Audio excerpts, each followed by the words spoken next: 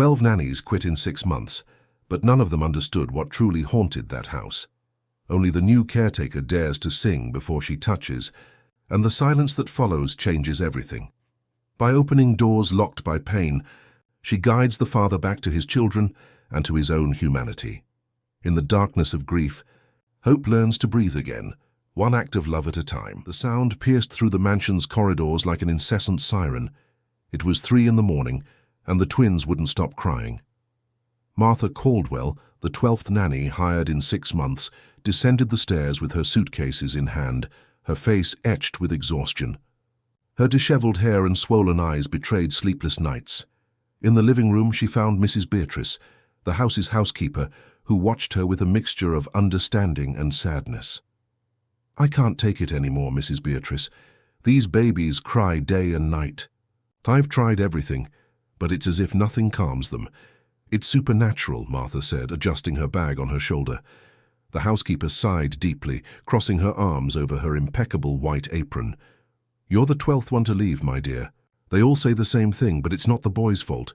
It's this house, this family, everything is broken inside." Martha nodded, feeling a tightness in her chest. She looked one last time at the stairs, from where the crying continued to echo, and walked out the door without looking back. The taxi was already waiting at the property's entrance.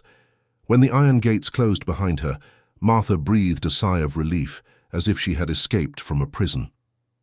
Inside the mansion, on the 3rd floor, Raymond Miller remained locked in his office.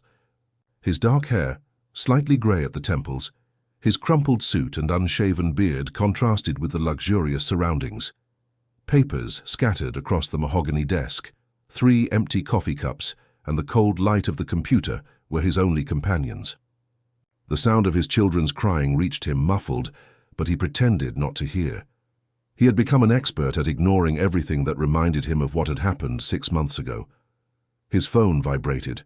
It was a message from the housekeeper saying the nanny had left. Raymond closed his eyes and rubbed his face with his hands. 12th. How was it possible that no one could care for 2 babies? He paid fortunes, offered the best salaries on the market, but they all fled as if there was something wrong with that house. And perhaps there was. Raymond stood up and walked to the window. Downstairs, the perfectly manicured gardens stretched out under the moonlight. The pool reflected the starry sky. Everything looked perfect from above, but inside that mansion, nothing was right. Nothing had been right since the day Camilla left. He pushed the thought away before it could fully form. He couldn't think of her. He couldn't remember. It was the only way to keep functioning. He returned to his desk and immersed himself again in the company reports. Work was his refuge, his shield against everything that hurt too much to feel. Downstairs, Mrs. Beatrice slowly ascended the stairs leading to the twins' room. At 60, she had seen much in life, but nothing had prepared her to witness the silent suffering of that family. She had worked for the Millers for 15 years, first when Raymond was single, then when he married Camilla, and now, after the tragedy that no one in the house dared to mention aloud. The babies continued to cry. Beatrice entered the room and turned on the soft light of the bedside lamp. There they were, Gabriel and Michael, 2 tiny beings just 6 months old lying in separate cribs, their little faces red from crying so much. The housekeeper approached, picked up Gabriel, and began to rock him slowly, humming a lullaby. The crying subsided for a few moments, but soon resumed with full force. She knew what was missing. It wasn't food, it wasn't sleep, it wasn't the room temperature or clean diapers. It was something money couldn't buy. Those boys missed what they had never had: their mother's embrace, their father's love, the presence of someone who looked at them with true affection. Beatrice did her best, but it wasn't enough. She was just the housekeeper. What those children needed was locked in an office on the 3rd floor, hidden behind a wall of work and denial. She put Gabriel back in his crib and picked up Michael. The same result. The crying continued. Beatrice sat in the armchair between the 2 cribs and began to pray softly, asking for strength to continue and a solution to that seemingly endless situation. When the sun rose over London, Raymond finally left his office. He had deep, dark circles under his eyes, and his shirt was completely wrinkled. He descended the stairs, avoiding looking down the corridor that led to the twins' room. In the kitchen, he found Beatrice preparing coffee. She greeted him with a tired smile. "Good morning, Mr. Raymond. Coffee is almost ready." "Good morning, Beatrice. The nanny left," he stated, more as a realization than a question. "She did. In the early hours. Said she couldn't take it anymore." Raymond poured a cup of coffee and drank in silence. Beatrice watched him, wanting to say so many things but not knowing how. Finally, she took a deep breath and decided to risk it. "Mr. Raymond, you need to spend more time with the boys. They miss you." "I work to support this house, Beatrice. To give them the best of everything," he replied dryly without looking her in the eye. "But they don't need things, Mr. Raymond. They need their father." The silence that followed was heavy as lead. Raymond placed the cup on the counter with more force than he intended, making a dry clatter that echoed through the kitchen. "I need to go to the office. Let me know when you hire the new nanny," he said, already heading for the door. Beatrice felt her heart tighten. She wanted to scream, to shake that man and make him see what he was losing, but she knew it wouldn't help. Raymond's pain was so profound that he had turned to stone so as not to feel. And stones don't listen. Stones don't feel. Stones don't love. She spent the rest of the morning trying to calm the twins. She gave them bottles, changed diapers, sang, talked, but nothing worked for long. The crying always returned, as if it were a desperate plea that no one could understand. Beatrice called the nanny agency, explaining the situation. The attendant sighed on the other end of the line. "Mrs. Beatrice, we've already sent 12 professionals to that house. They all came back saying the same thing. It's getting difficult to find someone willing to go." "I know, dear, but Mr. Miller pays well, offers all benefits. Please, try one more time." "I'll see what I can do, but I don't promise anything." The call ended without guarantees. Beatrice returned to the twins' room, where Gabriel had finally fallen asleep from exhaustion, but Michael continued to cry softly, as if he had given up on being heard. She picked him up and walked to the window, showing him the garden outside. "Look what a beautiful day, Michael. The sun is shining, the birds are singing, everything will be fine, you'll see." But as she said those words, Beatrice wasn't sure if she believed them. How could things be fine when the father refused to look at his children? When the whole house was a mausoleum of avoided memories? When love had been replaced by silence? The day passed slowly. Raymond didn't come back for lunch. Beatrice spent the entire afternoon caring for the babies alone, alternating between the two, trying to manage everything. When night fell, she was completely exhausted. The twins finally slept for a few hours, and she took the opportunity to prepare dinner, even though she probably knew Raymond wouldn't show up to eat. She was tidying the kitchen when she heard the doorbell ring. Frowning, she went to the door. It was almost 9 o'clock at night. Who could it be at this hour? She opened the door and found a young woman, perhaps around 30, in simple but clean clothes, brown hair tied in a ponytail, and eyes that conveyed an unusual serenity. "Good evening. My name is Laura Smith. I've come looking for work as a nanny," the woman said in a calm, clear voice. Beatrice observed her from head to toe. The simple clothes, the worn bag, the calloused hands of someone who knew hard work. But there was something different about her. Something in her eyes, perhaps. A light that Beatrice hadn't seen in that house for a long time. "At this time of night, dear? The agency didn't send anyone today." "I know. I didn't come through the agency. I heard about the vacancy in a conversation on the bus. A woman was commenting about a family that urgently needed a nanny. I wrote down the address and came." Beatrice hesitated. It was irregular, unusual, but she was also desperate, and there was something about Laura that inspired confidence. "Come in, please, but I must warn you that the master is very demanding. We've had 12 nannies in 6 months. They all left." Laura entered the mansion, and her eyes swept across the entrance hall. The polished marble, the crystal chandelier, the expensive furniture. Everything impeccable yet empty, as if the house was more a set than a home. "I understand," Laura said, following Beatrice to the living room. "And why did they leave?" "The babies cry a lot, day and night, and none of them could handle it." At that moment, as if they had overheard the conversation, crying began to echo from upstairs. Then another joined the first. Laura looked at the ceiling and her expression changed. It wasn't fear or irritation. It was compassion. "Can I see?" "Them?" Laura asked, already taking a step towards the stairs. Beatrice was surprised by the urgency in Laura's voice. "Not now, dear. Mr. Miller needs to interview you first. He should be arriving soon." Laura nodded, but her eyes remained fixed on the ceiling, from where the crying didn't stop. She sat on the sofa, but Beatrice could tell that every fiber of her body wanted to go up those stairs and reach the children. Raymond arrived shortly after 10 that night. He entered the door, already loosening his tie.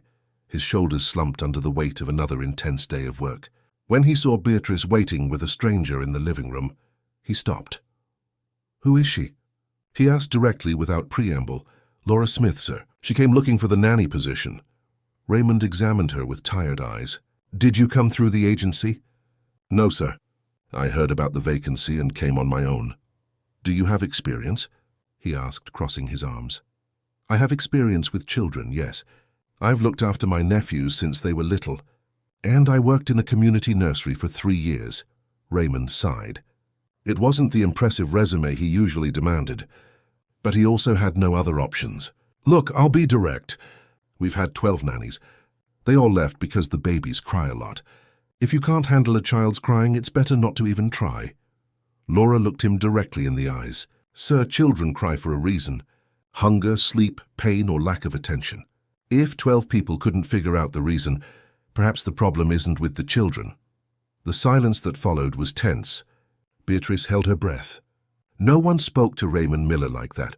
She expected him to explode, to send the woman away. But to her surprise, Raymond merely looked away. "You can start tomorrow. The salary is £5,000 a month with all benefits. Beatrice will explain the routine." Laura shook her head. "With all due respect, sir, but that salary is too high for a nanny. 1,500 is fine for me." Raymond looked at her as if she had spoken another language. "You're refusing a higher salary. I'm accepting what's fair. I didn't come here for the money. I came to help." Raymond didn't know what to say. He was used to people always wanting more, never less. Finally, he nodded. "As you wish. Beatrice, prepare the nanny's room." "Can I see the children now?" Laura asked, getting up from the sofa. "It's almost 11 at night." "Leave it for tomorrow." "They're crying, sir. They need someone now." Raymond clenched his jaw. "Beatrice will take care of it. Good night." He went upstairs without looking back. Laura stood in the living room, watching the man disappear down the corridor. Beatrice approached, touching her arm gently.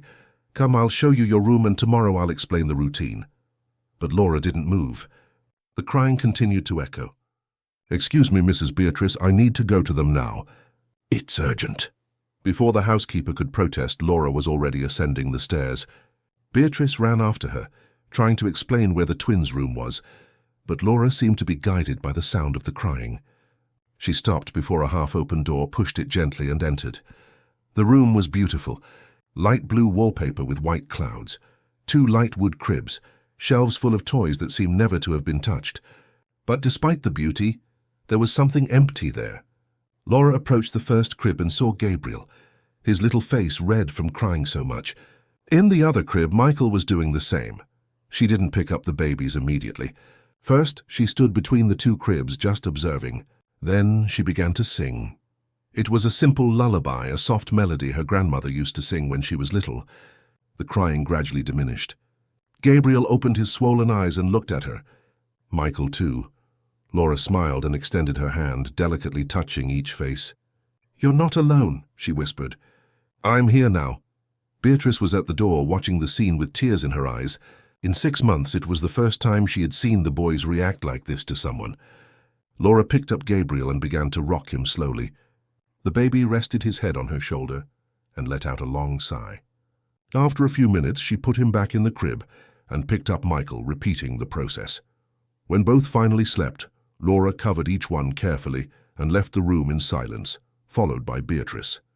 In the corridor, the housekeeper hugged her. "Girl, you have a gift. I've never seen anything like it. It's not a gift, Mrs. Beatrice, it's love. These children miss love." Beatrice wiped away her tears. "Come, I'll show you your room. We'll talk more tomorrow." Laura followed the housekeeper to a simple but comfortable room on the 2nd floor. When she was alone, she sat on the bed and looked out the window. The mansion was enormous, surrounded by luxury on all sides, but it was the saddest house she had ever seen. She could feel the pain ingrained in the walls, the heavy silence that suffocated everything. She thought of the man who had interviewed her, Raymond Miller. Empty eyes, slumped shoulders, emotionless voice, a father who fled from his own children. She had seen that expression before, in people who had suffered profound losses, people who had built walls around their hearts so as not to feel the pain. But she also knew that those walls imprisoned not only the pain but all the love that still existed within. Laura lay down and closed her eyes. She had a lot of work ahead of her. It wasn't just caring for 2 babies. It was helping to rebuild a family that had fallen apart. It was bringing light to a house plunged into darkness. And she knew it wouldn't be easy. Raymond Miller had locked himself in a fortress of denial and work. Reaching him would be like climbing a mountain. But Laura didn't give up easily. She had learned early on that true love requires courage. And courage was something she did not lack. She fell asleep with a heart full of determination, ready to face whatever came her way. Laura woke up with the first rays of sun entering through the window. By instinct, she listened, expecting to hear the twins crying, but the house was silent. She quickly got up and went to their room. Gabriel and Michael slept peacefully, their little faces serene for the first time in months. Beatrice appeared at the door, still in her dressing gown with wide eyes. "They're sleeping," the housekeeper whispered, incredulous. "For the first time since they were born, they slept through the night." Laura smiled. They just needed to feel that someone truly cared. After getting dressed, Laura went down to the kitchen where Beatrice was preparing breakfast. The housekeeper was visibly more animated, humming softly as she stirred eggs in the frying pan. "Mrs. Beatrice, I need to understand this family better." "What happened here?"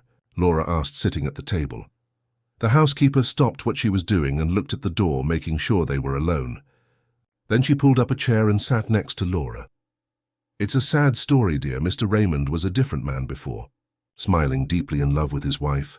Camilla was a sweet woman, full of life. When they found out they were expecting twins, this entire house vibrated with happiness." Laura listened in silence, noticing the pain in Beatrice's eyes. But the birth was difficult, very difficult. Camilla fought with all her might, but there were severe complications. The doctors did everything. In the end, the babies survived, but she passed away. She went to a place from which there is no return.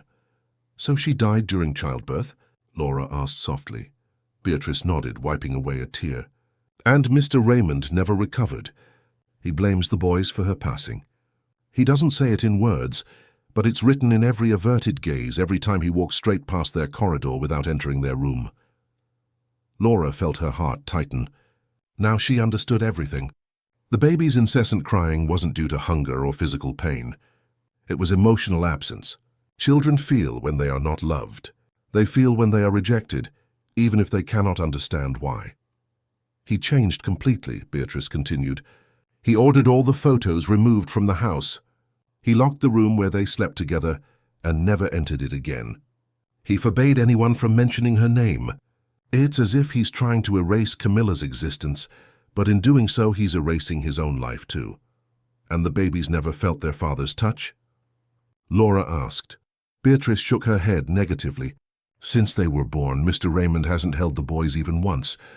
He pays for everything, hires the best nannies, buys them the best of everything. But love, affection, presence that he doesn't give. And that's exactly what Gabriel and Michael need most." Laura was silent for a moment, processing everything. Then she looked at Beatrice with determination. "This needs to change, Mrs. Beatrice. These children deserve to have a father. And Mr. Raymond deserves the chance to know his children." Beatrice sighed. "I've tried talking to him, dear. Other nannies have tried. But he's like a stone. He doesn't listen to anyone. Then we'll find a way to make him listen." The following days established a new routine in the house. Laura cared for the twins with total dedication. She woke when they woke, fed them, changed them, played with them, and sang. And for the first time in 6 months, the desperate crying was replaced by gurgles and laughter. Gabriel and Michael began to react to Laura's presence. They smiled when they saw her, stretched out their little arms to be picked up. Beatrice watched everything in wonder. The house, which had once seemed like a tomb, began to show signs of life, but Raymond remained distant. He left early for the office and returned late at night. When he was home, he locked himself in his own office. He avoided any contact with his children. Laura knew she needed to act, but carefully. She couldn't force Raymond to face what he wasn't ready to confront, so she started with small steps. When he passed through the corridor, she made sure the twins' room door was open. When he was in the living room, she brought the babies to sunbathe in the garden visible from the window. Small, subtle exposures without direct confrontation. One afternoon, while feeding Michael his bottle, Laura noticed something curious. There was a pattern on the walls. Lighter rectangular marks on the wallpaper in the living room and corridor. Places where photos had been hung and then removed. There were many. The entire house had been stripped of memories. "Mrs. Beatrice, what happened to the photos?" Laura asked. "Mr. Raymond ordered everything taken down right after he came back from the hospital with the boys. He said he didn't want memories. He stored everything in the locked room." "What locked room?" Beatrice hesitated before answering. "The room where he slept with Camilla, on the second floor at the end of the corridor. No one has entered there since the tragedy. He locked it and took the key. Everything inside is as she left it. Her clothes, her perfumes, her photos, everything." Laura felt a chill. Her sealed sanctuary, an imprisoned past. Raymond had locked not only a room but his entire heart within that space. "He needs to open that room," Laura said with conviction. "Girl, that's impossible. He'll never agree." "He will if he understands that it's the only way to move forward." That night, Laura waited for Raymond to arrive. It was almost 11 when he entered the door. She was in the living room with Gabriel sleeping in her lap. Raymond stopped when he saw her, clearly uncomfortable with the scene. "Good evening, Mr. Raymond," Laura said calmly. "Good evening. He hasn't slept yet?" "He has. I just put him to sleep. Today was a calm day. The boys are adapting well." Raymond nodded, already turning to go upstairs. Laura took a deep breath and decided to risk it. "Mr. Raymond, may I ask you a question?" He stopped but didn't turn around. "You may. How often do you hold your children?" The silence that followed was thick as fog. Raymond stood motionless, his back tense, his fists clenched. Laura saw his breathing change, becoming heavier. "I work to give them everything," he replied in a controlled voice. "But they don't need things, sir. They need you. You don't understand the situation. Then explain it to me. Help me understand." Raymond turned slowly. His eyes were red, not from crying, but from exhaustion and contained pain. "You were hired to care for the babies, not to offer opinions about my life. I was hired to care for these children, and part of that is ensuring they have everything they need. And they need their father. They have everything: food, clothes, doctors, toys. But they don't have love. They don't have their father's touch. They don't have the presence of the person who should be the most important in their lives." Raymond clenched his teeth. "You know nothing about me or about this family. I know that you suffered a terrible loss. I know that the pain must be unbearable. But these children are not to blame for what happened." Raymond's expression changed. The mask of coldness cracked for a second, revealing the raw pain underneath. "They exist because she's gone," he said, his voice breaking. "Every time I look at them, I see what I lost. And every time they look at you, or rather, every time you look away, they feel the rejection. They feel that they are not loved. They feel that they are the cause of their own father's unhappiness." Raymond shook his head. "You don't understand." "I understand more than you imagine, Mr. Raymond. I understand that you are trapped in such great pain that you think the only way to survive is to feel nothing. But by doing so, you are killing not only the love you feel for your children, but also any chance of happiness you might still have." He looked at Laura with tear-filled eyes. "How dare you speak to me like that?" "I dare because someone needs to. And because these boys deserve a father, and you deserve to know the incredible children you have." Raymond went upstairs without answering, leaving Laura alone in the living room. She heard the office door close forcefully. Beatrice appeared at the kitchen entrance, having overheard the entire conversation. "That was brave, girl, but I think you went too far." "Perhaps, but someone needed to tell him the truth." Laura went up to the twins' room. Gabriel and Michael slept peacefully. She watched them for long minutes, thinking of all they had lost even before they knew it. A mother they would never hug. A father who refused to love them. But she wasn't going to give up. She couldn't. The following days were tense. Raymond avoided Laura even more than before. When he needed to give instructions, he spoke through Beatrice. But Laura noticed that something had changed. Sometimes when he passed through the corridor, she saw Raymond standing by the twins' room door, just observing from afar. He never entered, but he also didn't flee as quickly anymore. A week after their conversation, Laura found Raymond in the library late at night. She had come down for water and saw a light on. He was sitting in an armchair holding a photo.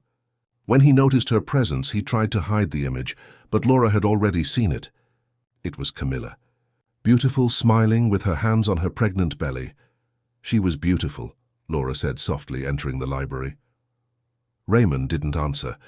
He just looked at the photo with an expression of deep pain. "May I sit?" Laura asked. He nodded affirmatively. Laura sat in the armchair next to him, maintaining a respectful distance. "How long has it been since you last spoke about her?" 6 months since the hospital. It must be very difficult to keep everything inside, to carry that weight alone. Raymond closed his eyes. "You don't understand. If I start talking, if I start remembering, I'll fall apart. And I can't fall apart. I have a company to manage, employees depending on me, responsibilities, and 2 children who need you. They're fine. You take care of them. They have everything they need. Except a father, except someone who looks them in the eye and tells them he loves them." Raymond opened his eyes and stared at Laura. "How can I love what took away the person I loved most in life?" Laura felt her heart ache at the frankness of that pain. "Mr. Raymond, may I say something that might be difficult to hear?" He remained silent but didn't get up. Laura interpreted it as permission. "Camilla wasn't taken from you by the babies. It was a tragedy, a medical fatality. But Gabriel and Michael didn't choose to be born. They didn't choose the complications that happened. They are as much victims as you are, but unlike you, they have no choice. They cannot decide not to love. They cannot flee the situation. They are completely dependent on adults to care for them. And the only father they have refuses to look at them." Raymond remained silent, his eyes fixed on Camilla's photo. "I don't know how," he whispered. "I don't know how to look at them without feeling the pain, without remembering what I lost. What if you looked not at what you lost, but at what you gained? 2 beautiful, healthy boys who carry a part of Camilla with them. They have her eyes, did you know?" Raymond shook his head. "I don't know. I've never really looked."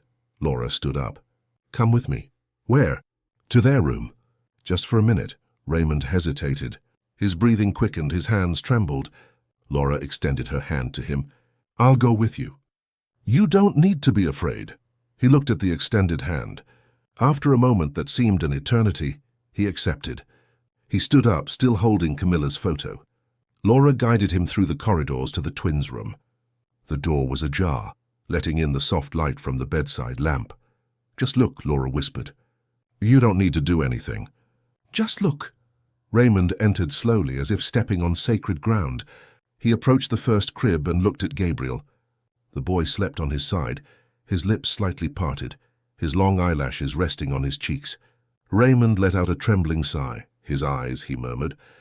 "They're just like hers." "Exactly alike," Laura confirmed. Raymond moved to the other crib. Michael had a lock of hair fallen on his forehead. Raymond extended his hand hesitantly and brushed the hair away with trembling fingers.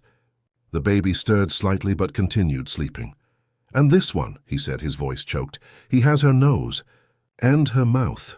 Laura stood beside him, watching the transformation happen. It was subtle, but it was there. A crack in the armor Raymond had built around his heart. "They are pieces of her that are still alive," Laura said softly. "Part of Camilla is still here in them. And the more you reject them, the more you erase her memory." Raymond moved away from the cribs, walking to the window. He stood there, looking at the dark garden outside. Laura could see his shoulders trembling. "I'm afraid," he admitted, his voice almost inaudible. "Afraid to love them and lose again. Afraid to get close and be destroyed again." Laura approached him. "Life offers no guarantees, Mr. Raymond. We can lose everything at any moment. But that doesn't mean we should stop loving. It means we should love even more while we have the chance." Raymond turned to her, tears finally streaming down his face. How do I do that?" Laura smiled tenderly. "One step at a time. Tomorrow when they wake up, come here. Pick one of them up, that's all." Just hold your child. Feel his weight in your arms. Look into his eyes. That's how it begins. What if I can't? You will. Because deep down, very deep down, you want to. You're just afraid to admit it. Raymond wiped away his tears with the back of his hand. He stood there looking at his sleeping children. After a long silence, he nodded. I'll try. That's all I ask. But first, Raymond said, turning to Laura, I need to do something. I need to open that room. Laura felt her heart quicken. Are you sure? No, but you're right. I'm stuck in the past, and as long as I'm stuck, I can't move forward. Do you want me to go with you? Raymond thought for a moment, then nodded. Please, I don't know if I can do it alone. Laura went to fetch Beatrice. The housekeeper, still in her nightgown, was shocked by the request. But when she saw the determination in Raymond's eyes, she agreed to accompany them. The three ascended the stairs in silence. The second floor seemed even quieter at night. Raymond guided them to the end of the corridor, where a dark wooden door had remained closed for 6 months. He took a key from his pocket, his hand trembling so much he could barely fit it into the lock. Laura gently touched his shoulder. Take your time. Raymond took a deep breath. He turned the key. The click of the lock opening echoed through the corridor. He pushed the door open slowly. A soft scent of floral perfume filled the corridor. It was Camilla's perfume. The corridor light partially illuminated the room. Raymond entered first, looking for the switch. When he turned on the light, everyone froze. The room was exactly as Camilla had left it. The bed made, her clothes still hanging in the open closet, her shoes neatly lined up, the dressing table with her perfumes, jewelry, makeup, photos everywhere. Photos of the couple, family photos, pregnancy photos. Raymond entered as if in a trance. He walked to the bed and touched her pillow. Then he went to the dressing table. He picked up one of the perfumes and opened it. The scent flooded the room. He closed his eyes, letting the tears fall freely now. Beatrice cried softly. Laura maintained her composure, but felt a tightness in her throat. That room was a time capsule, a portal to a past of love and happiness that had been brutally interrupted. Raymond opened a drawer in the dressing table. Inside were letters, many letters. He picked one up with trembling hands and recognized Camilla's handwriting. He looked at Laura. She wrote, before going to the hospital, she wrote, Do you want to read it? Laura asked softly. Raymond nodded. He opened the first letter. His eyes scanned the words and suddenly his knees buckled. Laura rushed to support him, helping him sit on the edge of the bed. Beatrice picked up the letter that had fallen from his hand and began to read aloud, her voice choked. My love, if you are reading this, it means something went wrong. It means I couldn't stay by your side as we planned. Please don't let sadness consume you. I know the pain will be great. I know you will want to give up everything, but you cannot. Our children need you. Beatrice paused, her voice failing. Raymond had his face in his hands, his shoulders shaking with silent sobs. Laura held his hand, offering support. Beatrice continued. Raymond, my eternal love, I know how much you love me. I know you will think life has ended without me. But life goes on, my love. And it goes on in those two little beings we carried together. They are part of me, part of you, part of our love. Look at them, and you will see that I haven't lost everything. Part of me will always be there, in their eyes, in their smiles, in every gesture. Raymond lifted his face, tears streaming without stopping. Please continue, he asked in a hoarse voice. Beatrice wiped away her own tears and continued reading. I don't know their names yet. I left that for us to decide together when they were born. But whatever name you choose, I promise I will be proud from heaven. Take care of them, Raymond. Love them with the same intensity you loved me. They will need you much more than they needed me. You will be father and mother. You will be the whole world to them. And I know you will be wonderful, because you were always wonderful to me. Raymond stood up and walked to the window, trying to control his breathing. Laura and Beatrice waited in silence. After a few minutes, he returned. Is there more? He asked. Laura picked up the drawer and saw it was full of envelopes. Some addressed to the children, others to the husband. One of them had something written that caught her attention. For Raymond to read when he feels he can't go on. I think this one is important, Laura said, extending the envelope. Raymond took it with trembling hands and opened it. Inside were several handwritten pages. He began to read in silence, but after a few lines he started reading aloud. "My love, if you have reached this point, it's because you are thinking of giving up. I know because I know you better than you know yourself. When things get difficult, you shut down. You build walls and hide behind work. But you cannot do that now, Raymond. Our children cannot pay for what happened to me." He paused, his voice failing. Laura touched his arm, encouraging him to continue. "I know you will want to blame them. You will look at them and see the reason why I am no longer here. But Raymond, they didn't choose this. Neither did I. It was life, it was fate, it was God. It wasn't our babies. They are innocent.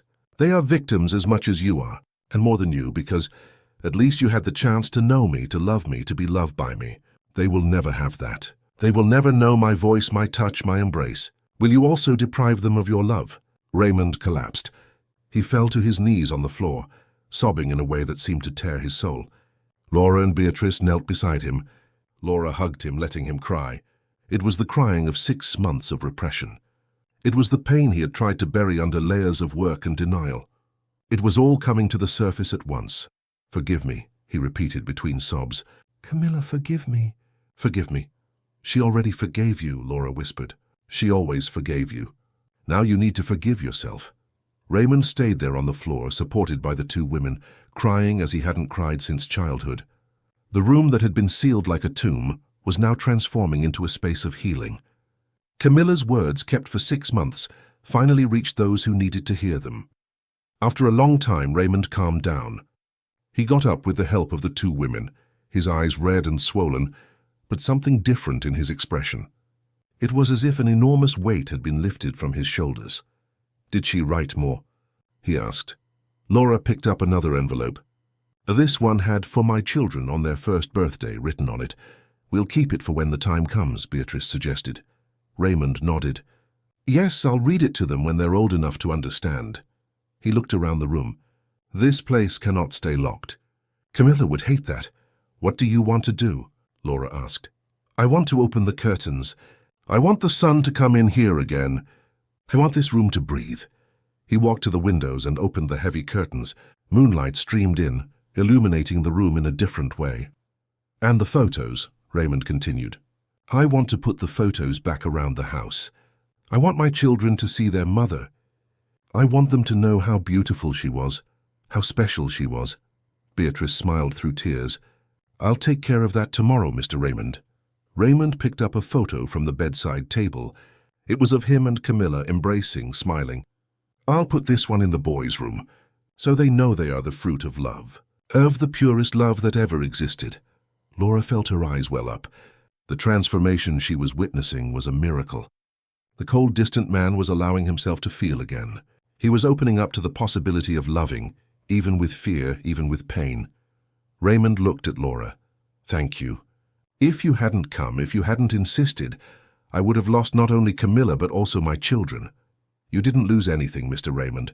It's all still here. Camilla's loved the chance to be a father. You just needed the courage to accept it." They went downstairs together. Raymond stopped before the twins' room door. He took a deep breath and entered. Gabriel and Michael slept peacefully. He approached Gabriel's crib and for the first time in 6 months touched his son's face. The soft, warm, living skin. The baby stirred at the touch but didn't wake. "Hi, son," Raymond whispered. "Sorry it took me so long. Sorry for everything." He did the same with Michael. He touched his little face, felt the warmth of life pulsating there. 2 lives that depended on him. 2 lives that were all that remained of Camilla in this world. "Tomorrow," Raymond said, turning to Laura, "I want to spend the day with them. Cancel everything on my schedule, Beatrice. Tomorrow I will only be a father." Beatrice smiled with pride. "I'll notify your office right away." "Laura," Raymond called as she was about to leave, "will you teach me? Teach me how to take care of them? I don't know anything about babies." "I'll teach you everything. And you'll see it's easier than you imagine. You just need to love." "What if I don't know how to love properly? What if I mess everything up?" "Love doesn't spoil when it's true, Mr. Raymond, and your love for them is true. It always was. It was just hidden beneath the pain." Raymond looked at his children again. "I'm going to read the rest of the letters tonight.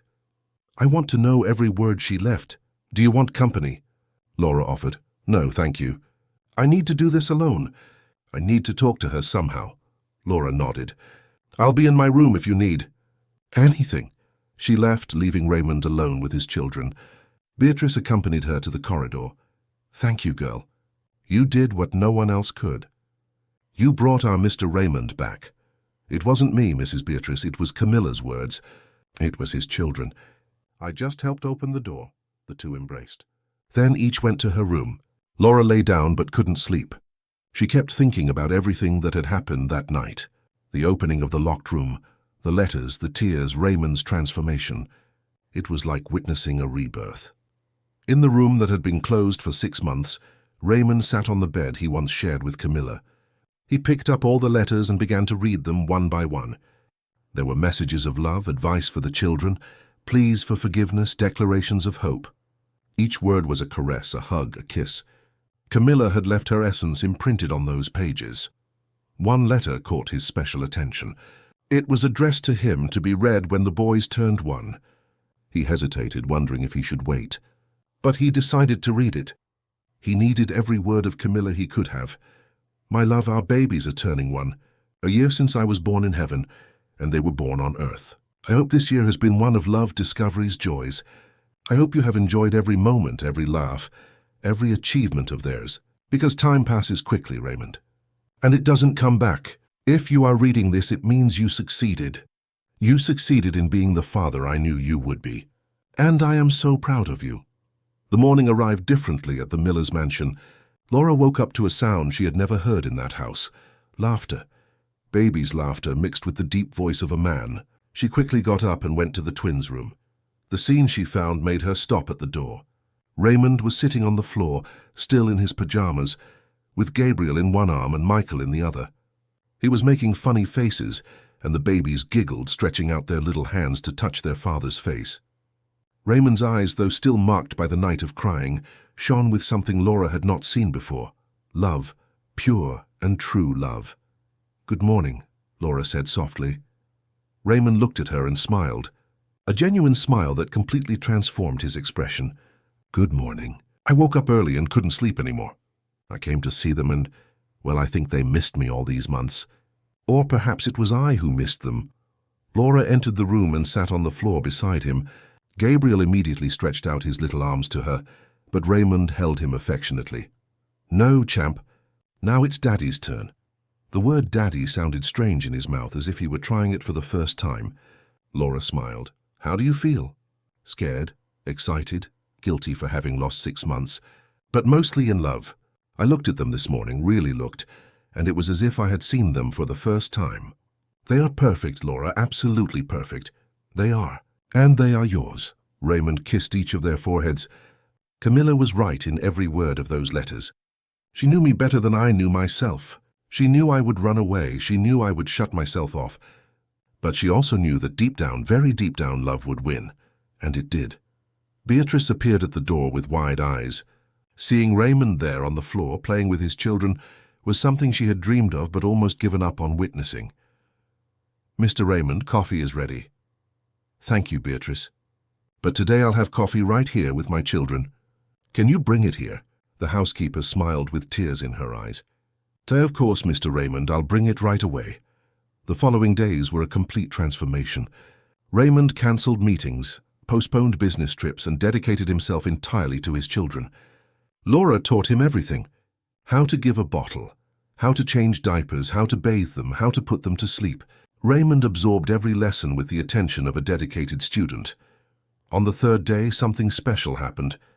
Laura was showing him how to feed Michael baby food when Gabriel, who was in the stroller next to them, started to cry. Instinctively, Raymond dropped what he was doing and picked up the boy. What's wrong, son? What's bothering you? He checked the diaper, offered water, but Gabriel kept crying. Laura watched, ready to intervene if necessary. But Raymond didn't give up.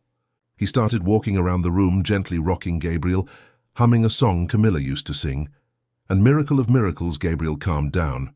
He rested his little head on his father's shoulder and let out a long sigh. Raymond looked at Laura with shining eyes. He stopped crying. I managed to make him stop crying. You did, see? You were born for this. Raymond hugged his son more tightly, kissing the top of his head. Forgive Daddy, little one. Forgive me for taking so long to know you." Laura felt a lump in her throat. The transformation was complete. The cold, distant man had given way to a loving and dedicated father. The changes in the house were visible. Photos returned to the walls.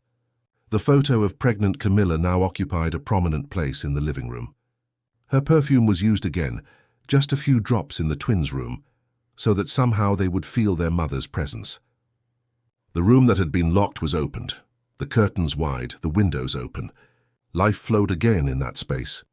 Raymond decided to take his children to the office. He wanted to introduce them to his employees, to show the world that he was a father. Laura helped him prepare everything, dressed the babies in matching outfits, light blue with white details. At the office, the reaction was one of shock. The company president, always serious and reserved, arrived carrying 2 babies. The employees gathered curiously. Raymond introduced each child with pride. "This is Gabriel and this is Michael, my sons. I apologize for having been absent lately. I was going through a difficult time. But now I'm back. And I want everyone to know the reason why I work, why I fight every day. It's for them." The team applauded, moved. The secretary, Mrs. Martha, who had worked with Raymond for 15 years, approached with tears in her eyes. "What a joy to see you like this. Mr. Raymond, Camilla would be so happy." Raymond smiled, his eyes also welling up. "She would. She always wanted me to be a present father. It took me a while to understand, but now I do." During the meeting, Michael began to cry. Before, Raymond would have handed the baby to someone and continued the meeting. But not anymore. He picked up his son and continued talking about the company's figures while gently rocking Michael.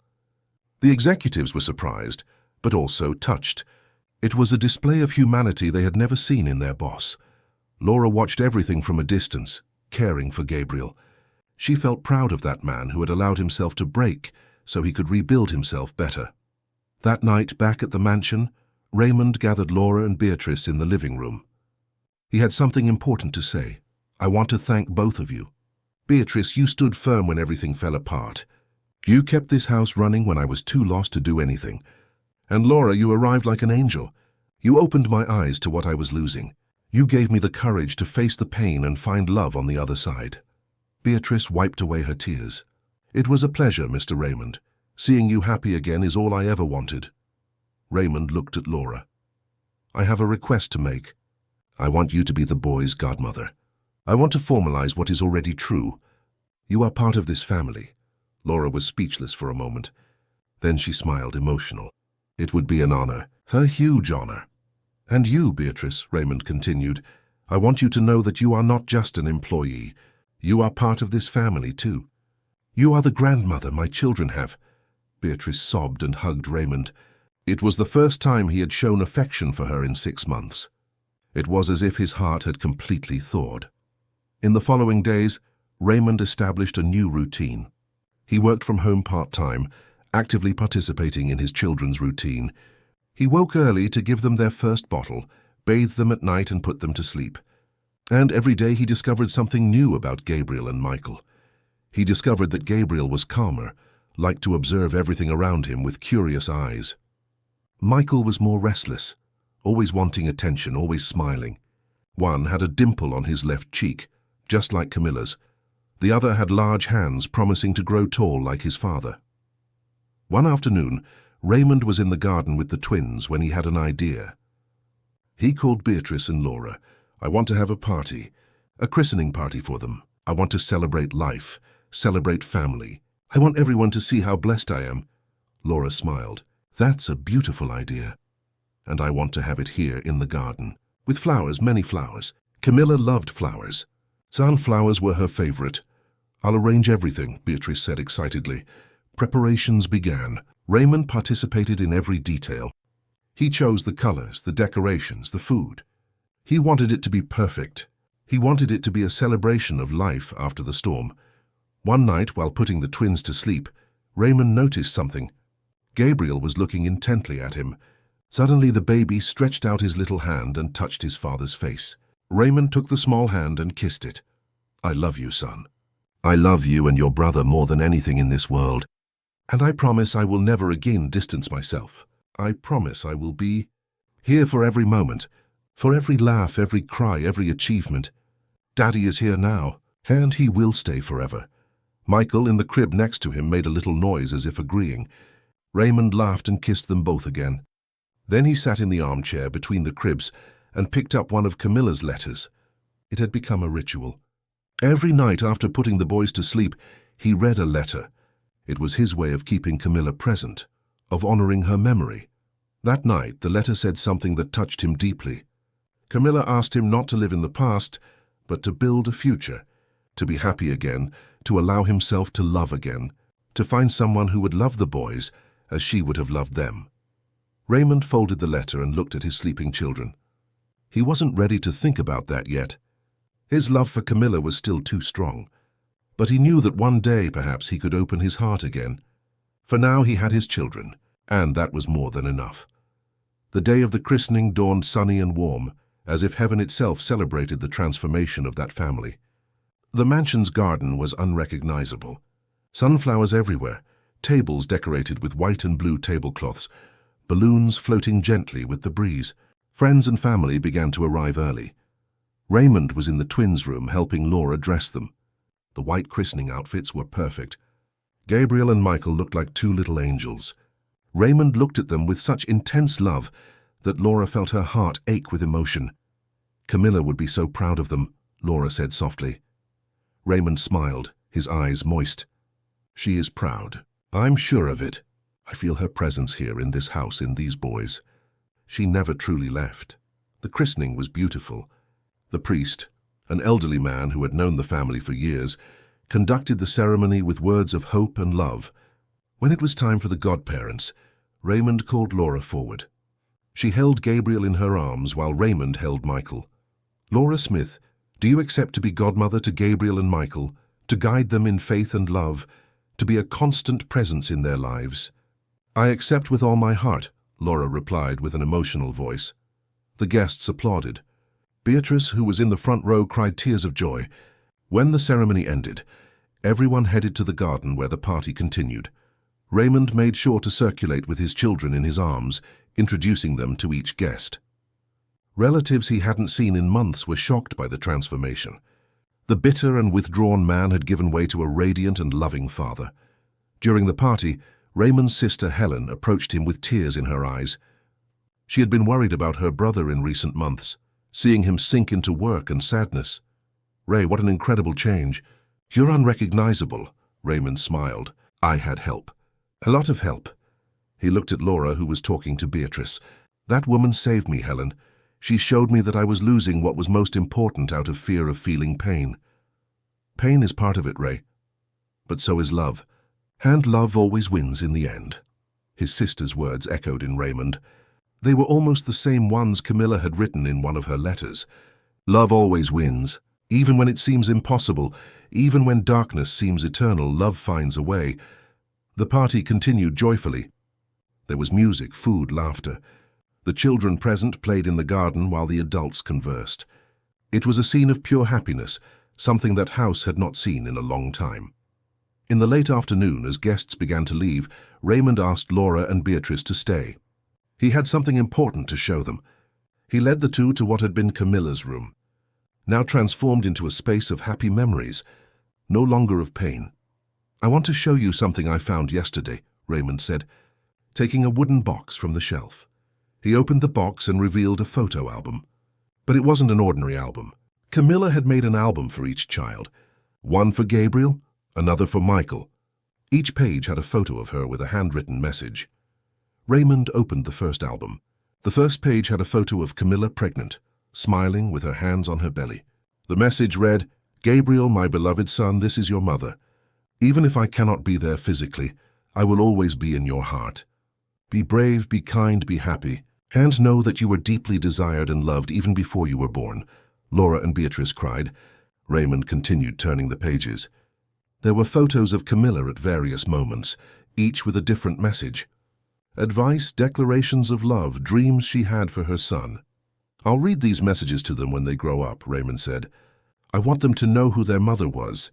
I want them to feel her love, even without having known her. It's beautiful, Mr. Raymond, Beatrice said through tears. Raymond closed the album and looked at the two women who had helped him to be reborn. Camilla left one last letter. A letter I discovered this morning. It was to be read at the boy's christening. He took an envelope and opened it carefully. He began to read aloud.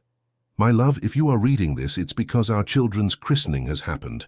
What a joy to imagine this day. Our babies receiving blessings, surrounded by love and family. I hope you are happy, Raymond. I hope you have overcome the pain of my passing and found joy again in being a father. If you haven't found it yet, please do. For me, for them, for you. Raymond paused, his voice choked. He continued, I want you to know that there is no blame. Not from you, not from the boys, from no one. Life is sometimes unfair, but it is also beautiful. And you have two beautiful reasons to find beauty again. Gabriel and Michael are my greatest legacy. They are proof that our love was real, strong, eternal. Take care of them as I know you are capable. Love them as you love me. And don't be afraid to be happy again. I am at peace. I am watching you from somewhere beautiful. And I am smiling. I will always be smiling when I look at you and our children. Raymond stopped, unable to continue. Laura took the letter from his hands and finished reading. And to whoever is helping you at this moment, I want to thank you. Thank you for taking care of my family. Thank you for bringing light when there was only darkness. Thank you for not giving up on Raymond when he gave up on himself. You are angels in human form, and you will forever have my gratitude and my love. The silence that followed was full of emotion. Raymond hugged Laura and Beatrice, the three people crying together, united by the pain they had overcome and by the love that had won. After a moment, Raymond pulled away and wiped his tears. Camilla was right about everything. In every word, in every piece of advice, she knew me better than I knew myself. And she loved me enough to leave me a map back to life. Laura smiled through her tears. And you were brave enough to follow this map. I wouldn't have managed without you. Without both of you. That night, after everyone had left and the house returned to silence, Raymond sat in the garden with the twins. The stars shone in the sky and he pointed to them, telling stories to his children who could barely keep their little eyes open. See that star there, the brightest one? That's your mommy. She's up there watching over us, protecting us. And she's beautiful just like you. Gabriel yawned and Michael snuggled closer in his father's arms. Raymond kissed them and decided to put them to sleep. He went upstairs humming the song Camilla used to sing. In the room, as he settled the boys into their cribs, Raymond had a revelation. He looked at his children and realized that they were not the reason he lost Camilla. They were the reason she continued to live. Every smile, every gesture, every look brought a piece of her back. Camilla had not completely left. She was there in those two little beings who carried her DNA, her essence, her love. Thank you, he whispered, looking at the sky through the window. Thank you for giving me them. Thank you for leaving me these messages. Thank you for loving me enough to prepare me to go on without you. I will take good care of them, I promise. I will love them every day as you wanted, and I will be happy again for me, for them, and for you. A gentle breeze entered through the window, as if in response. Raymond smiled and delicately closed the window. He left the room and went to what had been Camilla's room. He sat on the bed and picked up the last letter he had not yet read. It was marked for Raymond when you find peace. He opened it with steady hands now, no longer trembling. He read in silence, each word penetrating deep into his heart. Camilla gave him permission to move forward, to love again, to be happy. She said that their love would be eternal, but that didn't mean he should stop living. She asked him to be an example of overcoming for his children, to teach them that pain can be transformed into love. Raymond folded the letter and put it away with the others. He stood up and looked around the room. It was no longer a mausoleum. It was a space of happy memory. He decided he would transform that room into something useful. Perhaps a reading space where he could tell the boys stories about their mother. Or perhaps an office where he would work from home to be closer to his children. In the following months, the transformation continued. Gabriel and Michael grew healthy and happy. Raymond was a present, loving, dedicated father. The company continued to prosper, but now he had found balance between work and family. Laura remained as nanny and godmother, becoming an essential part of that rebuilt family. Beatrice, the housekeeper who never gave up, proudly watched the house full of life again. A year after the tragedy, Raymond organized a small ceremony in the garden. Just him, Laura, Beatrice, and the twins. It was to honor Camilla's memory. They planted a sunflower, her favorite flower, and Raymond read one of the letters aloud. Camilla, thank you for everything. For loving me, for giving me these two treasures, for leaving me a path back to life. Today, a year later, I can say that I have found peace. I have found joy again. And it's all thanks to you, to your love that continues to live in every corner of this house, in every smile of our children. At that moment, something magical happened. Gabriel, who was in Laura's arms, stretched out his little arms to his father and said his first word, "Daddy." Raymond picked him up, tears of joy streaming down his face. Michael, not wanting to be left behind, repeated, "Daddy." It was the confirmation that everything had been worth it. The pain, the tears, the courage to face the past. Everything led to that perfect moment where two boys called for their father for the first time. The story of the Miller family became an example, a story of pain transformed into love, of mourning transformed into life, of darkness transformed into light. Raymond learned that true love never ends, it only transforms, and that the greatest honor he could do for Camilla was to live fully, love deeply, and be happy, and that's exactly what he did. End of story. Dear listeners, we hope that the story of Raymond, Laura, Gabriel, and Michael has touched your hearts as deeply as it touched ours in creating it. This journey has shown us that even in the darkest hours, love has the power to light our way back to life. If this story of overcoming, forgiveness, and emotional rebirth has inspired you, we invite you to subscribe to our channel so you don't miss the next narratives we have prepared with so much care. Leave a like if you believe in the transformative power of love, and share your own stories of overcoming in the comments. Every comment, every like, every subscription motivates us to continue bringing stories that celebrate the strength of the human heart. To access our special playlist with other equally moving narratives, click on the link to the left of the screen. Every day we bring new stories that explore the depth of human emotions and our infinite capacity to start anew. Don't miss our upcoming content. We look forward to seeing you again and reading your messages in the comments. Until the next story, and always remember, love heals even what seems impossible to heal.